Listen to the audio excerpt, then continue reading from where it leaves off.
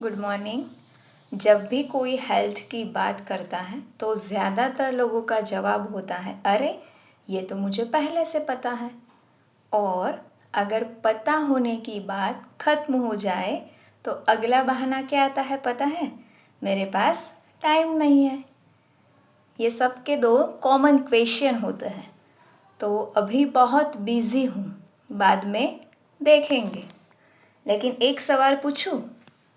एक सवाल अपने आप से पूछिए कि अगर सिर्फ जानकारी और बहाने ही ज़िंदगी बदल देते तो आज इतने लोग मोटापे, diabetes, fatty liver, BP, cholesterol और थायराइड या फिर है माइग्रेन, डाइजेशन प्रॉब्लम जैसी समस्याओं से क्यों जूझ रहे होते?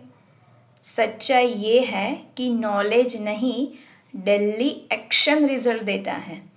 बीमारी इस बात से नहीं जाती कि हमें क्या पता है, बल्कि इस बात से फ़र्क पड़ता है कि हम रोज़ क्या करते हैं।